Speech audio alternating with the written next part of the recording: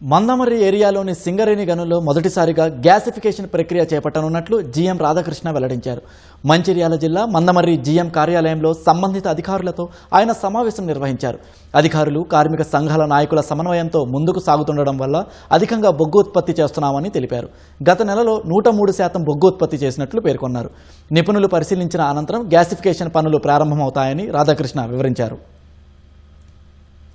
July month 594 rain fall ఉన్నా కూడా మనకి 103% డిస్పాచ్ కావడం చాలా సంతోషదాయకం. ఆల్మోస్ట్ 61% పోయిన సంవత్సరం మీద అభివృద్ధి ఇంప్రూవ్మెంట్ ఉన్నది. ఇంతకుముందు KK6 మైన్ కి ఒక 15 ఎకరాల్లో ల్యాండ్ తీసుకున్నారు. అక్కడ కూడా గ్యాసిఫికేషన్ గురించి ఏమైనా చేయవచ్చా, పాత KK1 మైన్స్ అనేది దాని మీద కూడా R&Dకి CMPDL వాళ్ళు వస్తారు, త్వరలో సింపర్ వాళ్ళు వస్తే వాళ్ళు కూడా స్టడీ చేస్తారు. బెల్లంపల్లిలో పాత మైన్స్ ఏవైతున్నాయో అక్కడ కూడా గ్యాసిఫికేషన్స్ గురించి వచ్చి చూసి వెళ్ళారు. మన జియాలజిస్టులు వాళ్ళు వస్తే ఇమీడియట్ గా ఎక్స్ప్లోరేషన్ అక్కడ హోల్స్ వేసి స్టార్ట్ చేసి ఎంత డెప్త్ వరకు ఎట్లుంది, హోల్ క్వాలిటీ ఎట్లుంది అనేది చూసిన తర్వాత ఈ గ్యాసిఫికేషన్స్ కు ముందుకెళ్తారు.